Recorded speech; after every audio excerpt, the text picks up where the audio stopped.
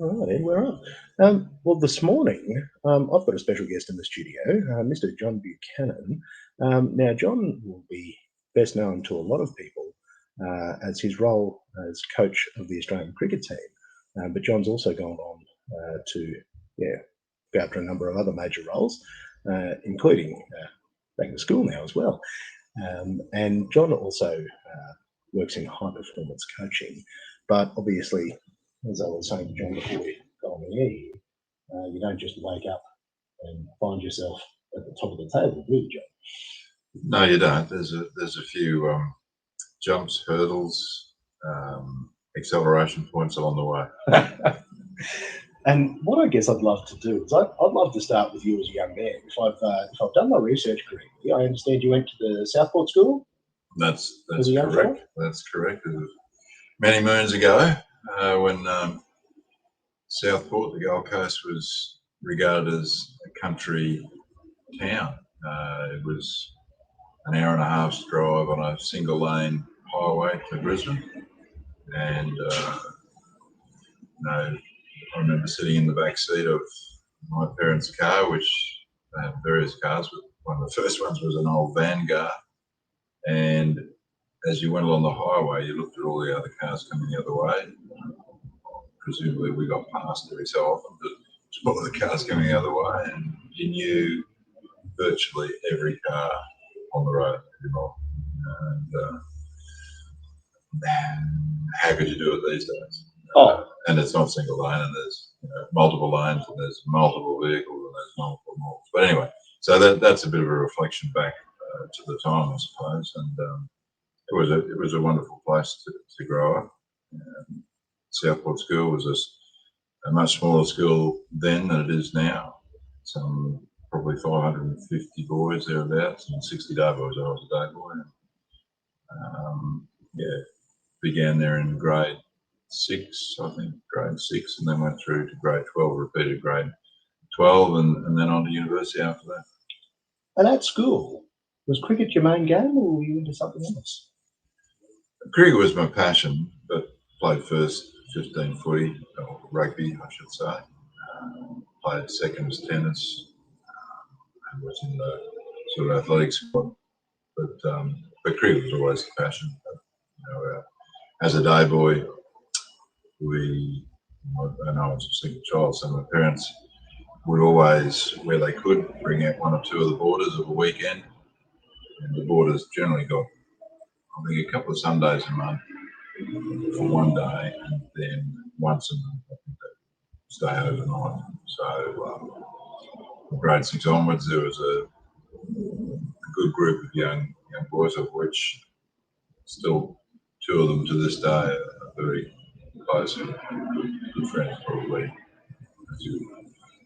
Probably the best mates, because you've been through a lot of things at school, but other things post-schooling life with them. So we'd be playing plenty of backyard test cricket.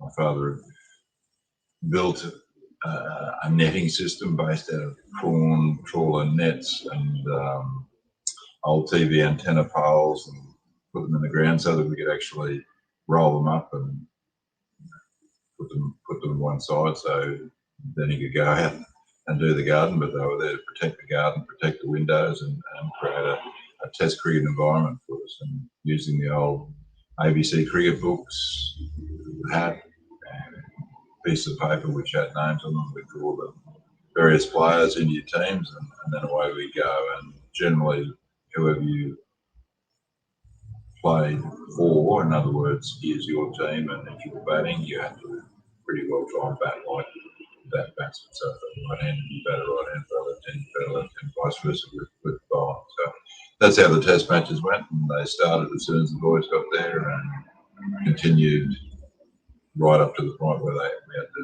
return them to school. That actually sounds pretty serious. You've got to tell me, when do you remember cricket standing out to you? When do you remember noticing it? That's Probably a couple of years earlier than that. We were in just a small sort of low-set apartment block, and I recall listening to my parents' radio, which was in their room, with just one of those old radio sets, and being able to turn on Australia playing England in England, and would have been probably 1961, thereabouts, I think, a tour that I think that's where Simpson scored his first 100, and it was 311 at Old Trafford, if I recall correctly. So that was some of my first recollections of international cricket and dreaming about, wow, how special would that be?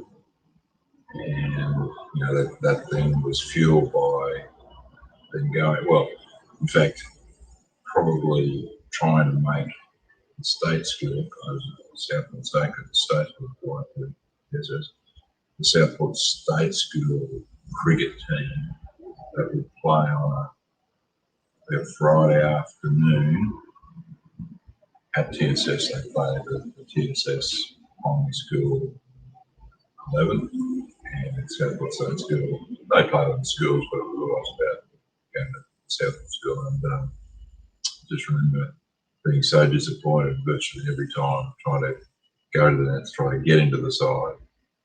And I might have made it one time, so it was both disappointing, but also probably challenged me to want to be there. And then once my parents placed me at the Southport School, then cricket was on tap.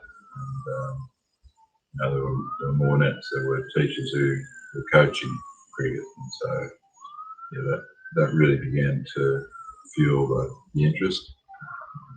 And I was good enough to make the A sides, but I was just one of the numbers, really, for a number of years till somehow the skills, the coaching, the interest all allowed me then to play first 11 cricket. Because in most cases, it's that dedication, and probably not getting it straight away. Where you've really got to fight for it. That seems to make a fairly considerable difference. Yeah, it does. I mean, you just mentioned in the intro that I'm back actually coaching one of the Brisbane Chippers, Chippers competition on the Brisbane side, which was Brisbane Boys College, and we had a pretty good season. We finished up third. We had 6 wins and a couple of losses, and but in that side there are 2 or 3 very good players, of which one has probably a little bit more talent than the rest, but I suspect he's been gifted with that talent for a long time, and as a result, sometimes people overlook that individual because they're good at what they're doing, and therefore they don't necessarily get the coaching, as you say, they don't necessarily have the graft that everybody else has to employ to, 1, get in the side, and then 2, remain in the side.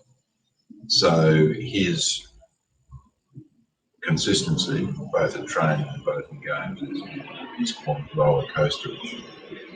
Whereas a couple of the other boys who are quite talented, their performances are a little bit more less up and down, and they work in the game. And so it's the same everything in life. We all have certain gifts and certain abilities, but that's not going to necessarily help you succeed in whatever your endeavours are alone. There needs to be, a commitment. There needs to be that desire to be better. There needs to be experimentation. There needs to be the lack of success, and then how do I overcome that? There needs to be success to help fuel the fires. So for me, cricket, and sport, but cricket in particular, is a really good medium to have people understand that about the individual, about yourself, but also then how that actually combines itself with a whole other group of individuals in a thing called a team. And I think the personal development is one of my favourite things about sport. The fact that the self-discipline and those sorts of things can be carried along with the team for a point. unless you decide to put in that individual work, it's over. Yes, and look, I just mentioned a couple of boys that are still my best mates who were in those cricket teams, and they were borders, and I just recall how determined one of them was to be that cricketer, to be a state cricketer, possibly be a test cricketer. And sitting in underneath it, he just didn't have the skills. His determination was there.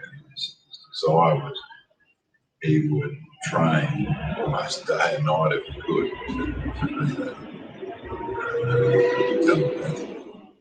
But unfortunately, just the skill level was never there.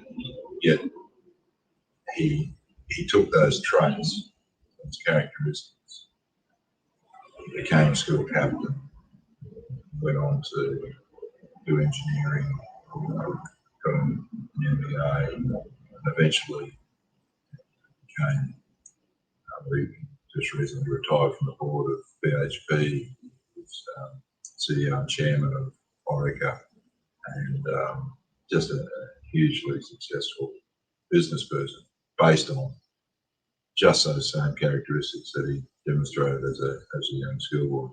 And that dogged determination that you learn, and it's one of my favourite things that I've seen. I saw it in myself because, I was not particularly gifted, but I knew what I wanted. And the lack of gifts was what taught me that I had to work 10 times harder than anybody else. And even right down to the wire, like my dream, I saw rowing when I was a young bloke. I saw the boat, and I'm like, I don't know what that is, but I want to do that. I can't even explain to you why. But that picture in my head, and even though this is a long time ago, that moment where I accepted my first aid, after even down the right to up to that for the seconds. But again, you fight your way back. You don't realise at the time what you are creating in yourself. That you build that picture in your head, and then you just work right from it. And I had no idea the foundations that was laying for that, because you can't appreciate as a young person just how difficult it's going to be. You sort of look at adults and you go, mate, they've got it together, they've got money in their pocket, oh, it's easy. And I laugh at my friends and go, it's not quite like it was explained to us in the brochure. You get there and actually it's surprisingly how to work. Yeah, that's right. You mentioned an interesting thing there about the picture in your head, right? And again, as I said, I was an only child, so in the backyard, I created dream after dream after dream. So whether it was the cricket season, and I was out there by myself, with the ball on the clothesline, or ball against the back wall of the barbecue, a stump. I was just creating games and images and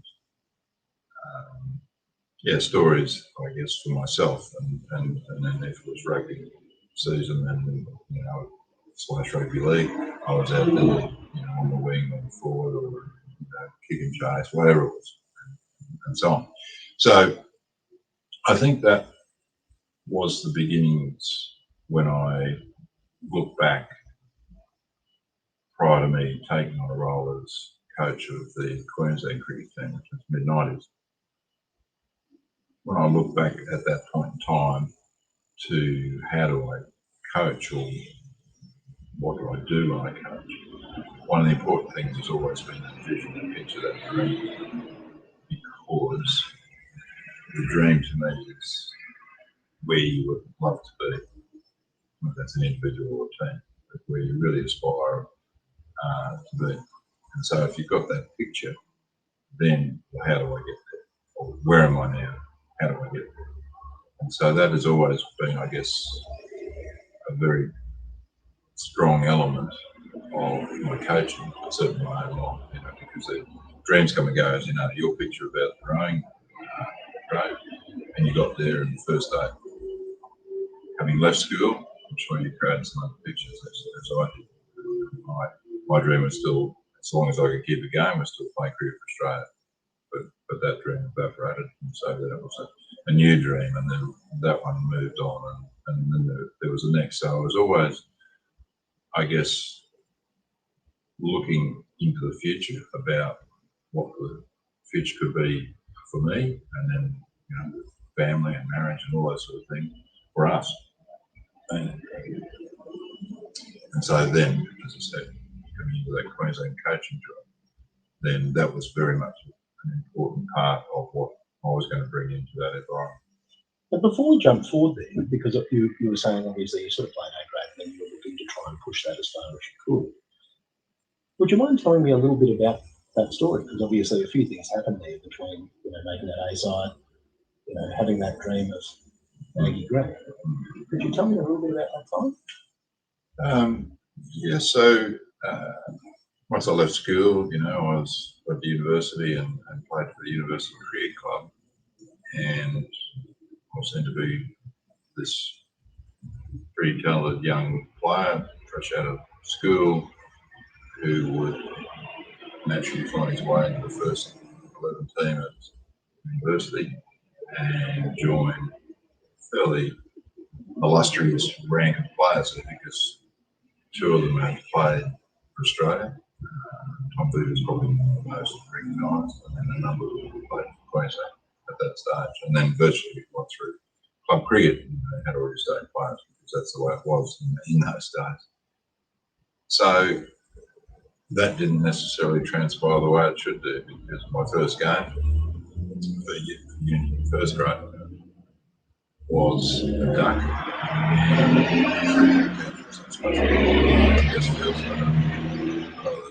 Young batsman.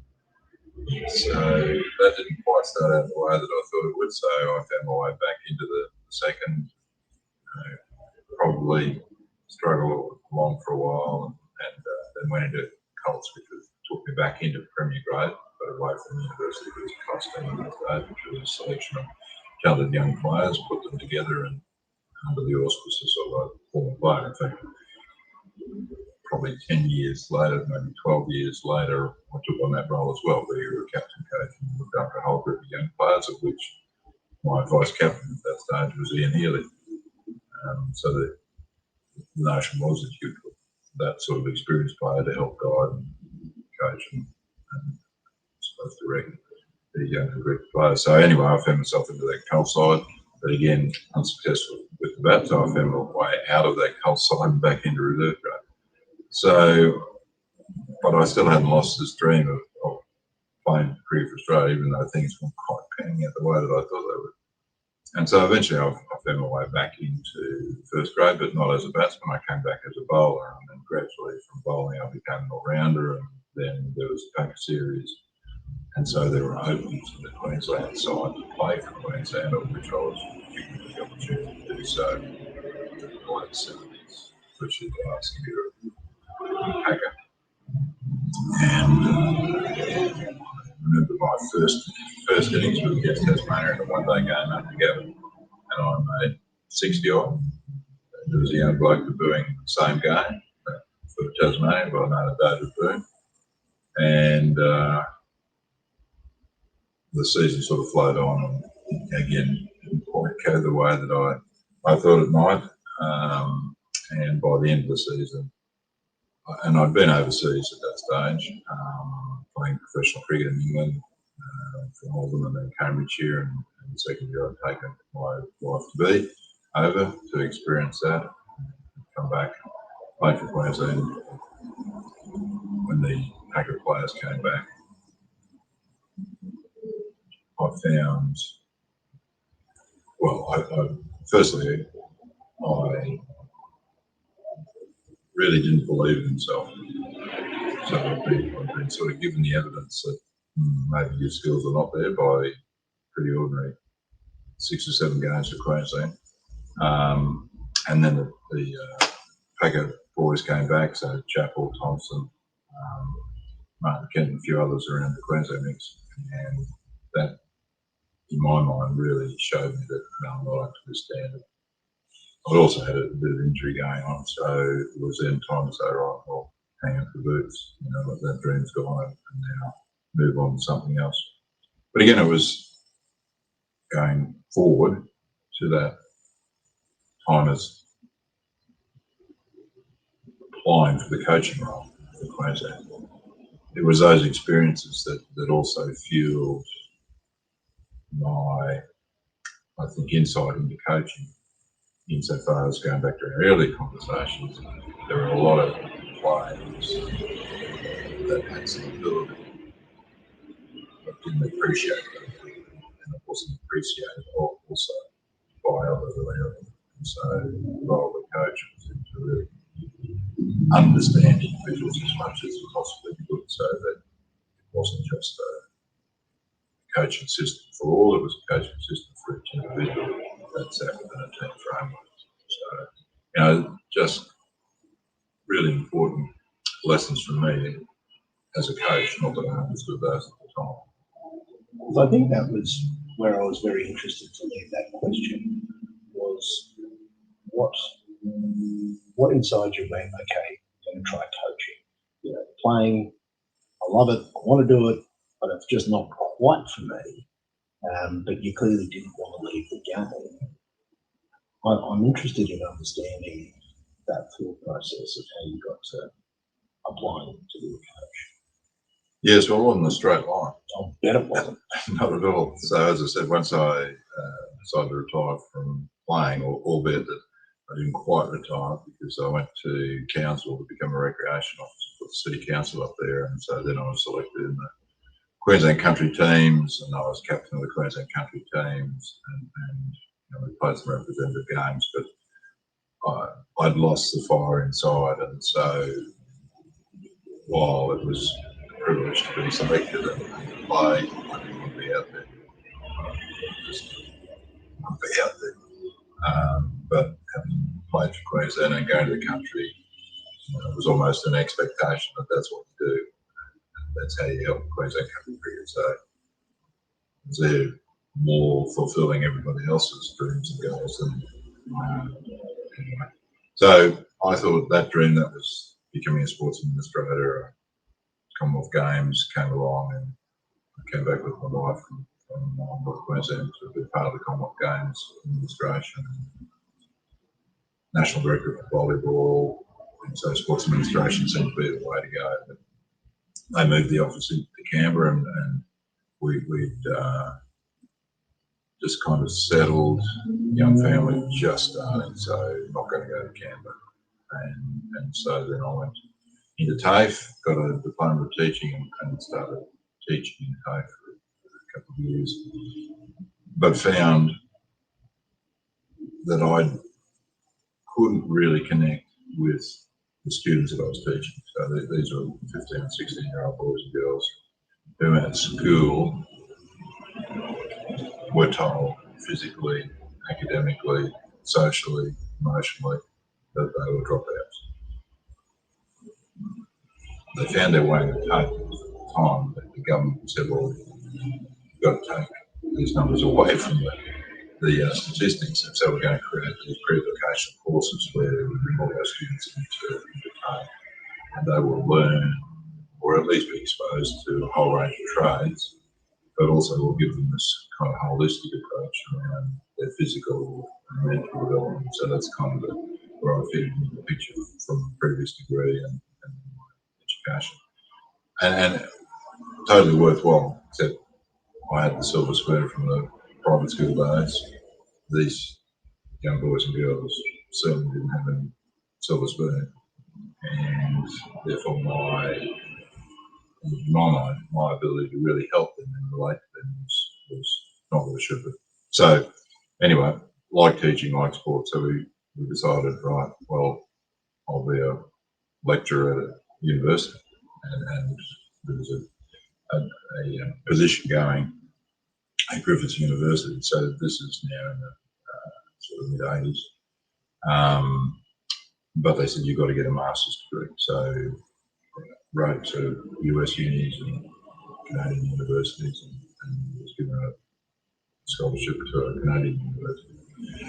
And so we took two very young children, and my wife and I, and off we went. family accommodation over there, which was an incredible experience. It was just because you had people from all around the world, and just completely different because it was at the University of Alberta, Edmonton, minus 36 in winter,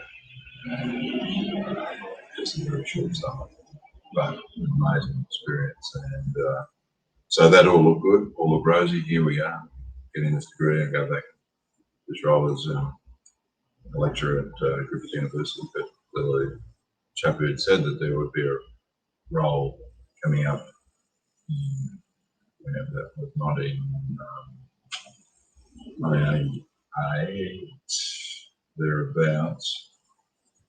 He said there's somebody else that's got the role because they've got a degree before you. But he said there's a job going in Canberra. So I came back in 88. My wife stayed here in Brisbane and she had our third child, so I headed off to Canberra and started lecturing at the University. Well, it was Canberra CA and then changed to the University of Canberra. So I did that, and so there was the next dream, you know. So it was about, wow, I'll be a professor, and great academic life, lots of holidays, like teaching, being around sport because I was teaching sports studies and sports marketing, sports coaching, sports admin, and areas that I really quite enjoyed. But the rules changed. The rules said that once you became a university, you needed a PhD rather than a master's. All right, okay, let's give this PhD a crack, which I did for 6 months, and then just realised you cannot study anymore. And also, I didn't want to be an expert in the top of opinion because, as you know, PhD is all about peeling in back till you get to the nub of the argument of the question or your hypothesis. And so eventually I found a job back in Brisbane, which was with the Department of Tourism, Sport and Racing. And I was managing a children's sports program for Aussie Sports, which was all about providing young children with the best possible experiences of fun and enjoyment when they're exposed to different sporting activities. And so with a young family, I thought this was, one, I understood the whole concept of it, but two, it was so relevant. And so I did that for a couple of years, and then the federal government pulled their funding, so that program was cut. I was still within the department. And again, the dream was, well, you know, public service not too bad. I'll just stay in here and gradually work my way to the top. You know, that seemed a reasonable piece of logic. But the more I stayed in the public service, the more I realised that it was for those who wanted to treat it more, you know, more of a vocation, if you like, rather than just a place where you go and get your paycheck and then you leave. Wasn't necessarily the place to be. And then, of course, this Queensland job came up. So I decided that I'll have a run at that. Ian Healy was obviously captain of Queensland at the time, so I spoke with him a little bit about if I had a, hypothetically, if I had a run at this and I was successful, would you, and Alan Border was about to kick off that next season and finish playing for Australia, and other players, the likes of Brackman, Dazzler, and Barsfield, a lot of old players in that side, Stuart Law, who played for Australia, and he was going to be captain. Would you give me a go? Because Jeff Thompson, who was legend of Australia, who had been coached for 4 years with Mark Kemp, would you just give me a go? And said, yes, got to demonstrate the coach. So that was kind of the circuitous route for me becoming a coach, because to go and sit in that interview room, to be asked why I should be given the coaching reins when Jeff Thompson and all the other applicants had this incredible cricket pedigree, and I had that really awful 1 year for Queensland. How could I stack up against them? And so that really forced me then to go back to my early childhood, go back to the crowds, go back to the school, go back to the university club, and all the good things and poor things that I saw in how you develop individuals, how you develop teams, of which I've had experience firsthand, both good and bad. And so in the intervening years, what had I done? How had I gone about my coaching? Because I did still have, some involvement in cricket, but also outside of cricket when I was working with a group of people, how have I worked with them? How have I understood them? And then of course the family.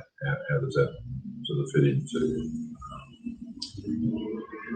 this thing called coaching? So wrapping all that up and putting all that together, then I took that into the. I'm glad we went back because you weren't kidding. You said that was a wiggly line. Yeah, sorry, that's a bit of a long one. But it speaks so much to the, even the type of person that you are, whether for the first time today, but you come across as very considerate, you take the time to listen and understand. And now hearing intricacies of that journey and how you are inevitably destined to end up in Canberra despite trying to avoid it. That's probably one of my favourite parts of that little story. So you're in the room with them. How did that go? How did that interview go? Well, obviously it went pretty well because I got the job. Did it feel like that at the time though, or did they really grill you? Oh, look, they did, but I suppose really what I tried to do was run the agenda, and that was simply that if all they wanted to do was win the Holy Grail, Queensland never won the Sheffield Shield, 69 years of trying, and I've been part of that in 1 year. If that's what they wanted to do, then I didn't think I was the coach for them. But I said, if you want Queensland to dominate domestic cricket for the next 10 years, and somewhere in there, I think we'll win a Shield, then I'm the coach, and then this is how we'll go about it. It's about systems, processes, leadership. We introduce computers, different training regimes, merging squads, a whole range of different things that I thought if we can begin to get this right, then if and when we win a Shield, we will have a better idea how we did that so we can then replicate. As it turned out, we won it the first year, and as I say, a bit of the rest is history. But what it did do was enable us then to understand better about this whole process of the results winning, but the process of winning. While we didn't win the Shield the next year, I mean, it's a good trivia question, I think, is that who was the first coach to lose Queensland the Sheffield Shield or be involved with Queensland losing the Shield first time. But we were able to win it back the next year, and we won a couple of one-day finals, and then in the process of doing all that, and I didn't again have the dream of coaching Australia. In fact, the dream was still about just continuing to coach Queensland, continuing to build upon success. But tempering that was always the fact that I believe coaches and leaders have a shelf life. And you need to not extend the shelf life when it's obvious that the shelf life is limited. So I was fortunate that after 5 years with Queensland, and I experimented by going to England for one of those years, Middlesex County Cricket Club had seen what we were doing, and they were a very successful club some 15 years ago, and they just said, well, we like what you're doing, come and do the same for us. And so I thought I could sandwich the two together. I thought I could coach Queensland, and I thought I could coach Middlesex, because the seasons are obviously complementary. But I found when I look back that that was not possible the way that I should have done it. And so what I was doing was really forcing issues, and one of those issues was your relationship with your captain, and I was not able to forge that properly in Middlesex, and so that really brought about my undoing at that point in time. But it was, it was very hard to cope with then, but it was a good learning experience. Just again about the whole process of coaching, the whole process about team building, different people, different cultures, different ways of leading, all those sorts of things, So I think that certainly helped, again, moving into the Australian role, which was over in 99. There's a way that I guess the way that I understand that is that when you tried to split yourself between two top tier roles, because they're not, it's not turning your sausages on the weekend, that's a full time commitment. Is that what you're sort of feeling? Because you needed 100%, but you realistically could only do 50 a week or thereabouts? Pretty much, I think. I mean, and then look, other people may very well be able to do that, but the way that I coached, I found in hindsight that I couldn't do it. I couldn't really spend the time with individuals, with culture, with process, with systems if I was just finishing one season and then I had about 3 weeks pre-season with Middlesex before we came out of the season.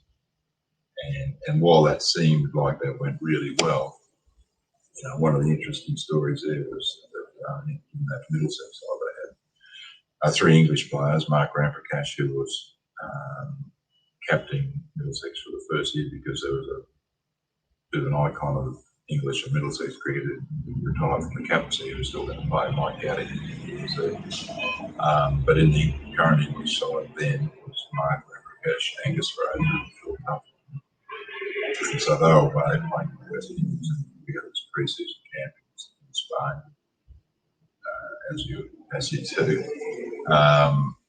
And that went pretty well because it was really about trying to change the way that people put their club together.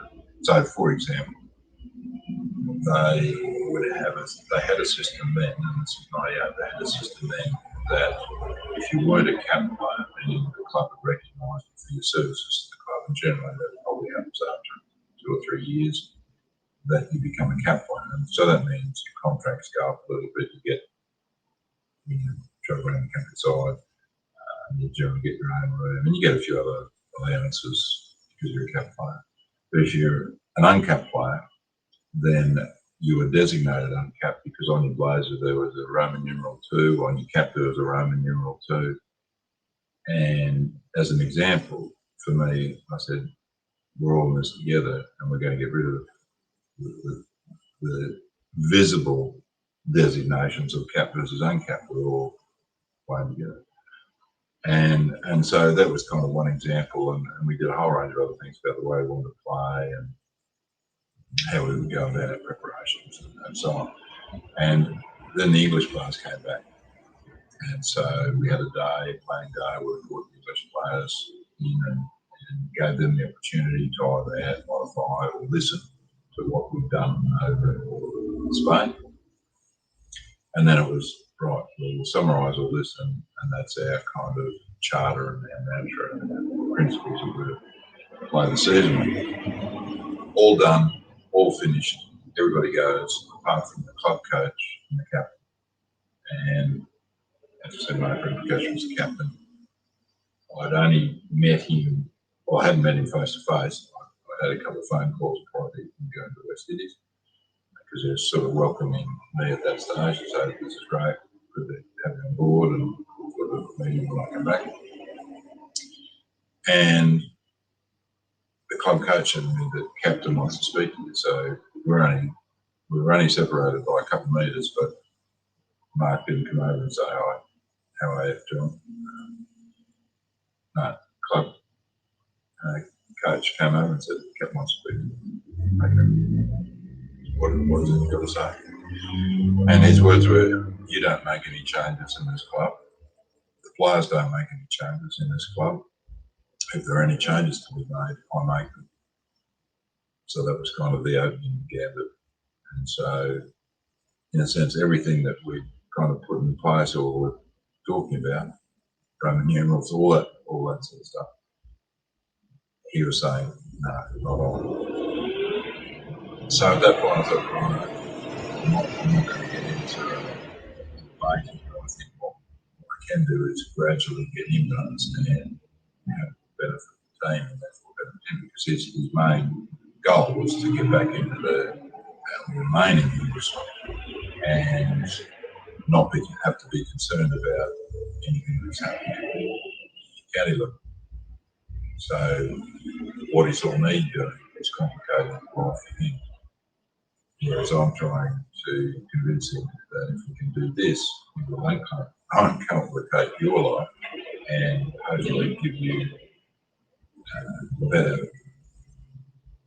access to that English team, because I think we've been reasonably successful and that should play well into your CV, if you like, and the way that you get selected.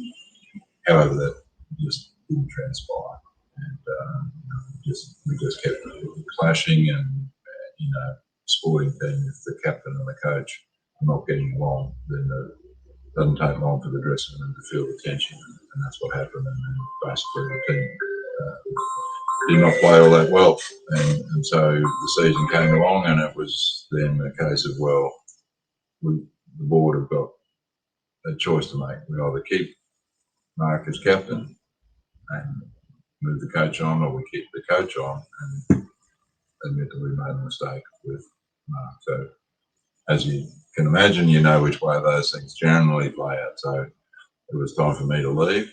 But coming back to your point, while I didn't really change my process, what I had to do was probably shorten to a longer thing. And the value there that stands out to me is leadership happens from the top down. And if you don't have buy-in, and I see that in my professional life, you can't sell an idea from the bottom up. If the management structure doesn't believe in what you are doing, it's doomed before you start. Well, that's right. I mean, overall, I think it's a bit of a push-pull. But essentially, if the leaders are not in unison and are not agreed and are fragmented, then it's very difficult to convince anybody else below that whatever the coach thinks should be the direction and the way we go about it.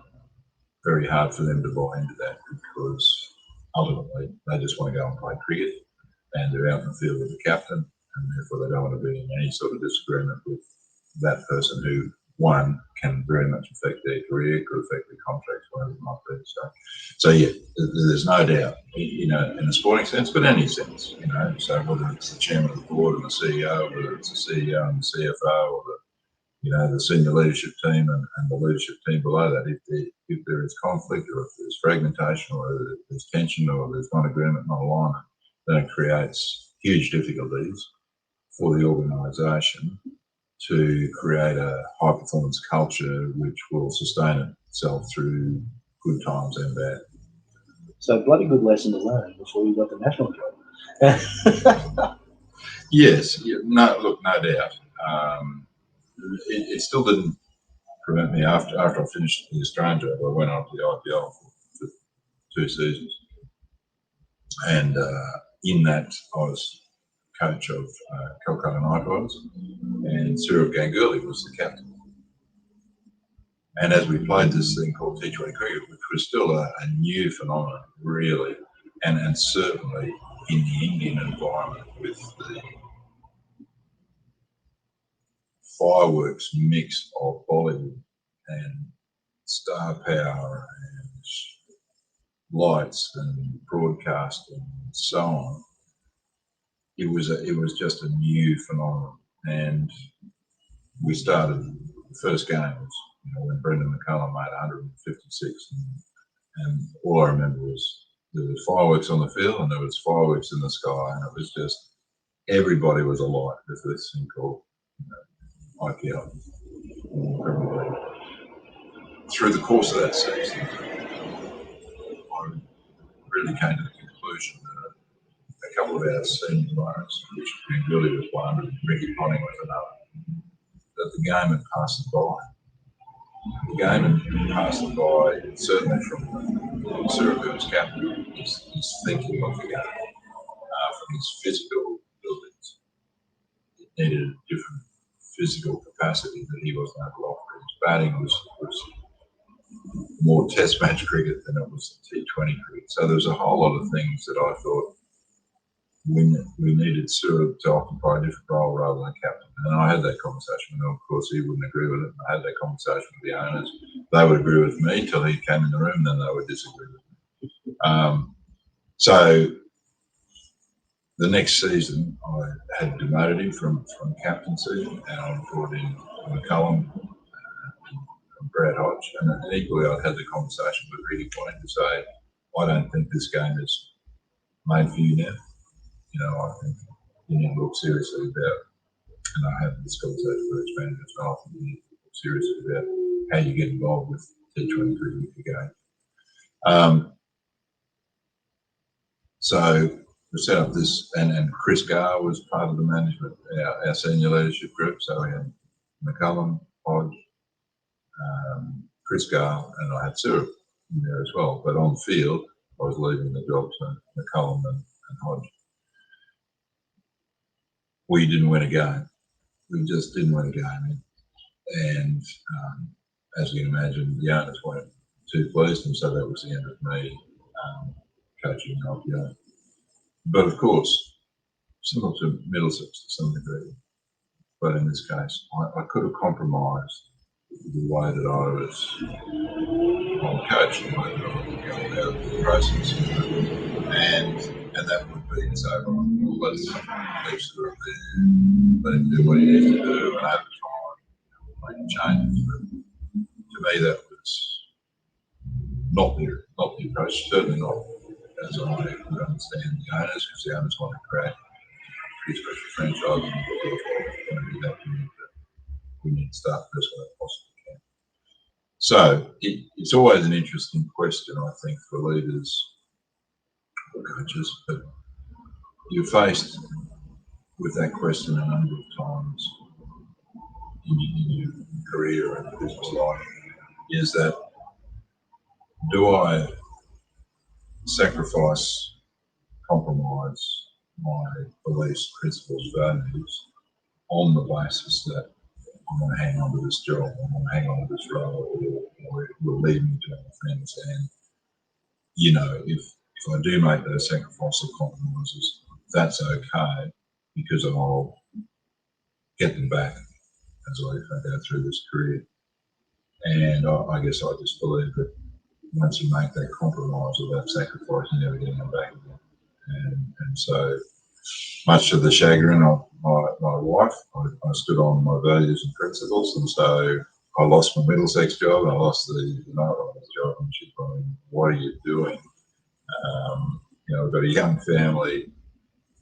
Where's the next job coming from?" and so on. But by that stage, I started off my Buchanan success coaching business, and I believe that would be the future, albeit it would have been nice to still bring coaching capacity for everyone. Tell me about your time in the Australian job. I'd love to hear a little bit about how that came to be. Yes, look,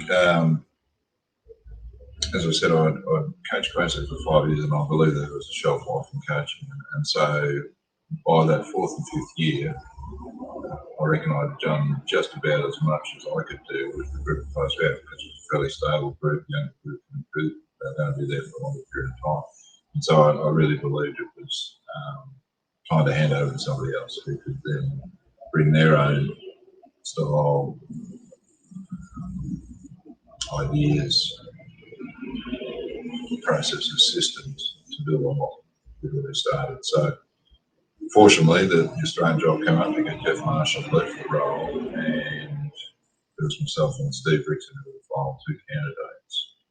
And I do believe that even though Steve Moore was coming out of the Steve Rickson camp, because obviously he was a class prize, Steve was always the person who was taking the road less travel, which I think you mentioned about your father. And he saw in me somebody that was doing that, probably challenging the way that cricket had been sort of organised and coached, and therefore I think it was a strong advocate for me to take on the role, which I did. I was given the opportunity in '99, so I started in November '99 in Brisbane, and we played in that season 6 test matches against Pakistan, India, a number of one days, a dozen or so. Then went to New Zealand, played 3 tests, another 5 one day. And coming into that role, I did believe, from looking in from outside, that it was a good team that won the World Cup in '99, beat the West Indies, and just beat the West Indies. But I just believed that they were still scratching the surface, and of course we had a few Queensland boys who were coming in and out of the Australian team back into the Queensland side, and they'd give me a little bit of feedback as to what it was like internally. And so I just believed there was real opportunity to change things around. And so when I first met them in Brisbane, that was, again, what I wanted to paint them, a picture of Everest. I said, we're going to go on a journey to Everest together, and obviously that conjures up a whole range of things about top of the world, and incredible achievements, risk, hard work, challenge, teamwork, all that sort of things. And the Everest was then about changing the way the game was played. So by the time that we would disband as a group, so I didn't exactly know when that would be, but by the time we disbanded as a group, then we would be given a label, much like the Invincibles had been in 1948, because of what they'd done for cricket, how we've gone about changing the game. So that was kind of the, remember I talked about dreams and pictures and so on, that was part of the dream and the picture. And then I spent that first 9 months or so really looking inside the team and the way that it operated, the individuals, so that I could then present back to Cricket Australia what I believe we need to do to continue to take this team to Everest or peak performance or new level. And as I think about cricket of the 80s, 90s, and 00s, and particularly the 80s and 90s, like it was pretty rock and roll. I think it's probably a reasonable way to describe it, because I was a young man in those years, and I remember looking at those fellas and just that, you know, they were full-blown rock stars. And I think that, yeah, your ethos and your approach, it does sound like it was a reasonably different, because it does sound a lot more measured, I guess. Yeah, look, you know, Bobby Simpson took over the Australian team about mid-80s when he was given the manager role to take the second on the Australian team to New Zealand, and then coming back from that, he was then constant role of manager/coach, and Alan Border was then elevated to the captaincy role. This was after all Rebel tours and a whole range of things that were going on in Australian cricket at the time, and so Bobby Simpson, I think, you know, there's a saying, we're all in a position that we are today because we get to stand on the shoulders of those who've gone before us, you know. And so I was certainly fortunate that it was Bobby Simpson, and then there was Jeff Marsh, and then there was myself. But basically, yes, they all came from the strong cricketing background. Jeff Thompson had been coach and president, very strong cricketing background, knew cricket. But in a sense, I always saw that to be my advantage, that I wasn't caught up in the game from a long-term playing perspective. I didn't come to it with these huge credentials of being a great batsman or a great fast bowler or whatever it might have been. Or drinking 24 beers on a flight. That's right. No. So I very much believe in the expertise and the knowledge lay in the dressing room. My job was to try to facilitate that, harness that, and challenge that to be better. And so through data, through different systems, through different processes, trying to look at them as a whole person, not just a cricket person, through creating a learning environment that can challenge them both as a person, but also as a cricketer to be in what they do. So that was some of the real inputs that got me offside with players and probably the group at different times. But again, as I said, I was not about to compromise what I believe was the way to go about making this team a far better team than what it was when I started. And it also sounds to me like you're looking at the longevity of the legacy of the work that you put in. You know, you said, you're not the man who's going to come in and the shield in one go. You're the man who's going to lay the foundation for, a decade of good performance. Am I reading that right? Yes, that's right. Again, I believe that the coach, as I said, one, there's a shelf life, but in that shelf life, you have to have 1 foot in the future and 1 foot in the present. So that the future is the dreams, the aspirations, the inspirations of the direction where you want to go. But the foot in the present is that we've got to deal with day to day. We've got to deal with what's in front of us. And if we don't do that, then, as we were saying before coming on air, it's very much driven by results. The sport is driven by the result. That's what it is. You win or you lose. So if all I was doing was believing what I thought was important, and we were losing, we had a short tenure. But we were able to get results, and we were able to get results not just because of what I was doing, but because we had a bloody good team as well.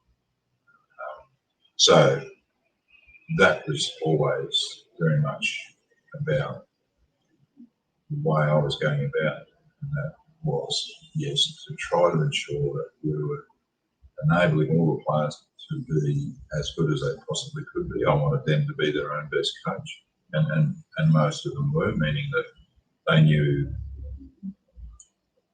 pretty well how they got themselves ready to play, and then once they got on their stage, in the main, they knew how they could execute that, how they could deliver that. And that doesn't always guarantee performance, either individually or collectively, but the more of those players who were very confident in their abilities and then how to, as I say, execute those abilities, then that would often give us great competitive advantage over any side that we played or any tournament that we were involved in.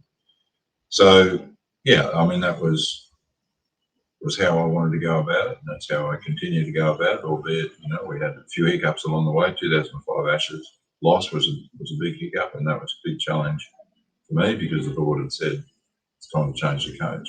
Even though we've been successful for 6 years or so, it was time to move on. You can't lose to the Ponds, so I had to really not rethink. I just have to reflect very hard upon what I've been doing and how I've been going about it, and whether I'm still the right person. So then go back to the picture about what the next final 20 months would be like. Because you went on to do the T20 stuff that was afterwards. Yeah. So you've gone there, you've gone on to the end of that, and then you've stuck to your North Star, your moral compass, and you've gone, I'm not going to compromise who I am. And you've started your own business. Well, it went very well initially. Like anything, I think, once you come out of a successful sporting environment and you're current, then everybody wants to hear from you. When I look back now, I wish I knew more about running my own business than I do now. I feel like right now I still don't know how to run my own business. I know a little bit more, but I just really didn't leverage that in the right way back then. And then we were hit by GFC, which really knocked us about as a family, and same as a whole lot of other people. So that took me then to New Zealand, where I was director of cricket for a couple of years, and then came back to restart the business again. And it's been a really interesting journey, generally a pretty successful journey, until again, like everybody, COVID comes in and throws it out, because again, a lot of my business was face to face, it was speaking, and so on. And so therefore, yes, you have to work out, well, I have to do it, via Zoom, via other means. But in a sense, I just feel that loses a lot in translation in terms of the way that I go about it. So I'm again now in the I guess transition about the coaching business and how that looks and what that should be, and is it only corporate? I'm really interested now in schools, for that 12 to 17-year-old boys or girls. Obviously, I'm just involved with the boys' school, but I think when I look at the Australian team, those players and what they can do, they could probably be better if their foundations were stronger. One, the game's changed, and two, society's changed. So where do the foundations start? Well, the foundations start in schools, and for the secondary school boys or middle school boys, 12 to 17. And if we stayed in cricket, there is so much that can be done in that area to enable those who wish to pursue maybe a cricket career, or those who will learn from cricket and could pursue other careers. There's so much that can be done in there at the moment. So that's what really excites me, running in, if you like, in parallel to the corporate business. And then I'm also involved in a startup in India, which is called Ready, Steady, Go Kids. And it's an Australian program designed for 1.5 to 6-year-olds to introduce them to physical activity in a fun way. And it's a bit like my Aussie sport days, except that was for slightly older children. So what we've got here is it's an incredibly well-designed Australian program, very scientifically put together by occupational paediatric physios, therapists, so that it's graduated to facilitate the young child learning how to move through sporting activity. So the 10 different sports, you get to sample those in a couple of weeks over a term, and a couple of times a week, possibly. So in a sense, there's a real linkage between, like anything, whether it be academics, whether it be culture, whether it be physical activity, we can get the foundations, solid foundations down as early as possible. Then it enables the child to experience the next iteration of that. In other words, physical activity will move into more games, and games will move into sport, and sport can move into representative sport, and so on. So if we can get the foundations as solid as possible, as early as possible, it gives them wonderful opportunities to enjoy far more and gain more success from what they're doing. And if they can do that, that hopefully encourages them to be more physically active for a longer period of time. And of course, the final benefits to society and health and everything else can flow from that as well. So yeah, that's kind of where life is for me at the moment. And find it really challenging, because they're new businesses, or they're not even businesses at the moment. They're concepts to some degree, although they have some actual foundation to it. And yeah, I really must say I do enjoy that challenge, and I enjoy the fact that dealing with younger people, so that their futures, whatever they might be, are given much better springboard, I think, than maybe what they currently are, whether they're in Australia, whether they're in India, wherever they might be.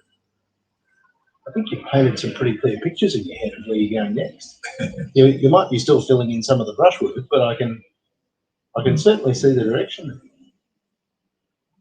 With your corporate business, who's your ideal client? Who's the sort of person that you'd like to be talking to? Who do you find benefits the most from what you bring to the table? Well, it's really designed around people who have some sort of leadership or coaching or formal leadership or coaching. So that can be anywhere from CEO, senior leadership team, right down into middle managers, emerging leaders, and so on. I think they're the people that are the real target audience for the corporate business, because one, they have to lead. They have to find a way to lead. They have to find a way to inspire their staff on a daily basis. They have to find a way to continue to understand themselves and how their philosophies, values, and principles impact on other people, and can they improve themselves? Do they understand themselves? So I think that, to me, no matter what the industry, those sort of things are just across the board. And so that's really the target audience. And it's harder for them, in a sense, because they will say, in the main, that I don't have time for this. I'm busy. There's so much going on in my life. There's so much going on at work. I don't have time for it. And in essence, that's really an excuse to not reflect on themselves as leaders and show them that they understand how to do that, and then not only how to do that reflection, but then how to act upon that reflection, and then how to bring that into the workplace, where they have to be probably quite vulnerable at certain stages, which is not an easy place to be or a comfortable place for our leaders. That sounds pretty wonderful. John, before we wrap up, because I'm conscious of your time here, mate, is there anything else you're interested in touching on today? I think we've touched on those things. Mate, we've been pretty thorough here, but I just wanted to give you that chance before I... Well, I should probably just touch on my family. Yes, please, because, mate, geez, they've been pretty Through good to you along the way. Well, again, that's very true. So going right back to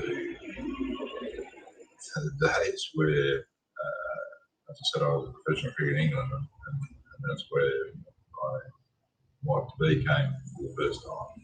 And she's been with me ever since. So, we've now been 43 years married and probably about 46 years together. Like it's an old cliche, but behind every man there's not only a good woman, but and maybe this is not politically correct these days, but it's my life, and so that's correct. She's been incredible in terms of her support, but her ability to maintain the household, because here I am as a career coach for 15, 16 years, on the road a heck of a lot, and we have 5 children. So somehow she managed to raise these 5 children in everything, every week. They're all doing different sports, different requirements at school. So there's from morning to evening, and then the weekends turn up, and then there's school sport on, there's club sport on. So she's there ferrying and managing the whole ship. And so we have, like everybody, I'm sure every family feels like a brilliant children, or 5 brilliant children, to be honest. Boy Michael, who played cricket for Queensland, played rugby, schoolboy rugby for Australia. He's now commercial manager for ACT Cricket, just recently started. Our daughter, who's number 2 in line, probably won't give all their ages away, but if we say there's roughly 2 or 3 years in between each, she's a dermatologist. An incredible amount of time to gain that degree in gain those credentials and qualifications. And she's got 3 beautiful granddaughters, and how she managed to do all that. And obviously married to a very good husband who's helped her through thick and thin. And then our next boy, who played a game of rugby for Queensland, captain university rugby club for a number of years, and also East in Sydney, just an incredible leader. And he's now moved on to a senior role with Emirates Airlines in terms of marketing events and sponsorship. Married and lived in Sydney, and our number 4. This is a long story in itself, isn't it? Nicholas, who is an outstanding athlete. I mean, he was probably a combination of Michael and Tim, and got the best of all of them. Played rugby for Australian schoolboys, played cricket for Queensland, but was beset by just one injury after another, which is so unfortunate because when he played in Australia in the 90s in the World Cup cricket, so the likes of Mitchell Marsh and Hazelwood, a couple of others who international investment.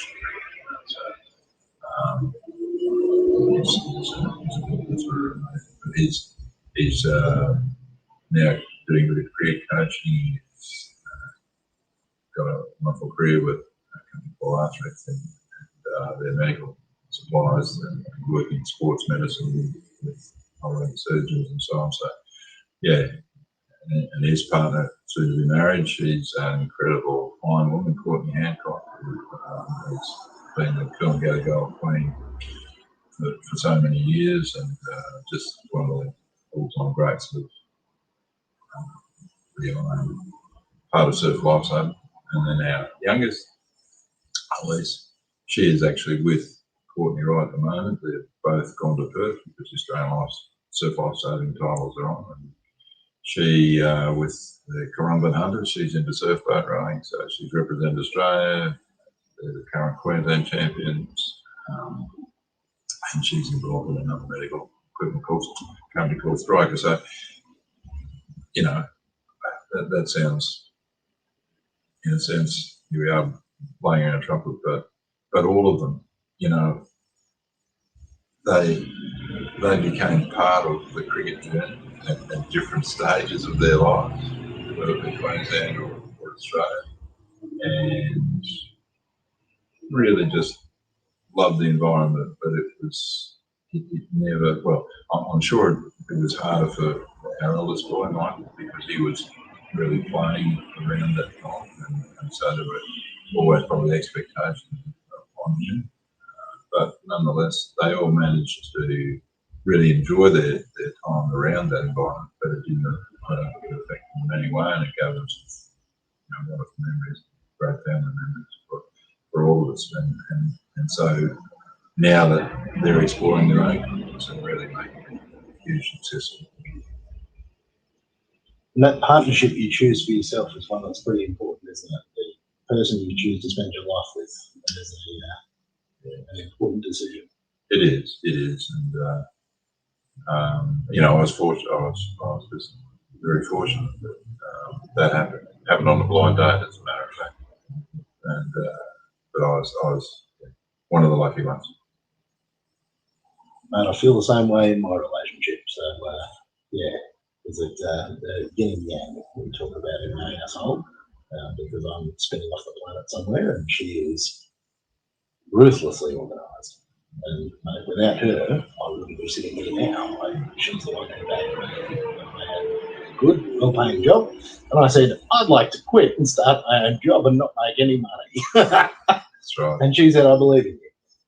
And let me assure you, mate, the scoreboard didn't read real good for a long time, and she still believed. Yeah, so important, so important. As I said, I couldn't have done what I did without my wife Judith being the rock and the backbone behind all this. What a beautiful way to wind this up. John, if people want to get in touch with you, if they're interested in some performance coaching and everything that you bring to the table, where's the best way for people to find you? Yes, look, probably the website's the easiest place, so buchanancoaching.com. And the other way, I use LinkedIn quite a bit, so they can find me either John Buchanan on LinkedIn, or they can go to Buchanan Success Coaching on LinkedIn. I'm not a huge Facebooker, and you know, I've got the links, Instagram and all that sort of stuff, but the website and LinkedIn are probably the easiest places. They're the ones to get you. And what I'll do is I'll pop those in the show notes so that people could just click on those. John, I'd like to say a very big thank you. I'm delighted to have had you as a guest this morning, and I really appreciate you sharing that journey with us today. Love it, Scott. Thank you very much. Thank you, mate. All right, well, that's it. We'll catch you next time.